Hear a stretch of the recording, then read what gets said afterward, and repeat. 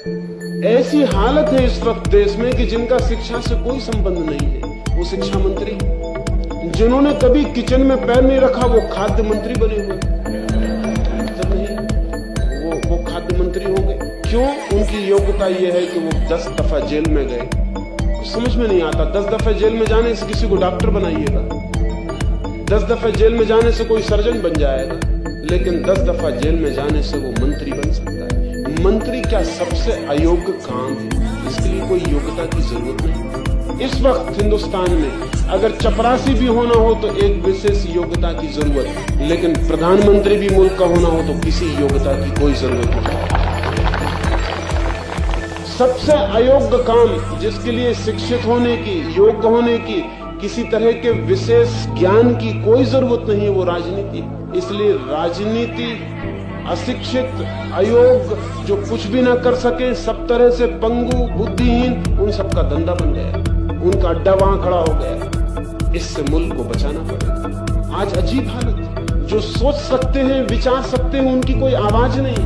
जो जोर से चिल्ला सकता है, मुक्का पटक के टेबल बजा सकता है, 10-5 आदमियों को किसी भांति राजी कर सकता है अपनों को कि ये बाबूजी हैं, नेताजी हैं कहने के लिए, वो आदमी जीत जाएगा, वो मुल्क में ताकत में पहुंच जाएगा, वो फिर बैठ जाएगा वहां।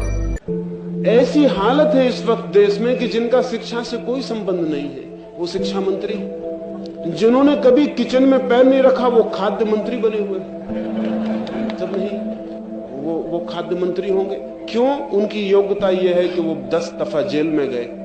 कुछ समझ में नहीं आता, 10 दफा जेल में जाने से किसी को डॉक्टर बनाइएगा, 10 दफा जेल में जाने से कोई सर्जन बन जाएगा, लेकिन 10 दफा जेल में जाने से वो मंत्री बन सकता है। मंत्री क्या सबसे अयोग्य काम है? इसके लिए कोई योग्यता की जरूरत नहीं।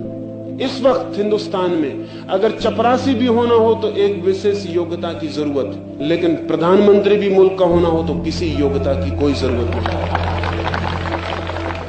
सबसे अयोग्य काम जिसके लिए शिक्षित होने की, योग्य होने की, किसी तरह के विशेष ज्ञान की कोई जरूरत नहीं है, वो राजनीति। इसलिए राजनीति अशिक्षित, अयोग्य, जो कुछ भी ना कर सके, सब तरह से पंगु, बुद्धिहीन, उन सबका धंधा बन गया, उनका अड्डा वहां खड़ा हो गया। इससे मुल्क को बचाना पड़ेगा। आज अजीब हालत है, जो सोच सकते हैं, विचार सकते हैं, उनकी कोई आवाज नहीं।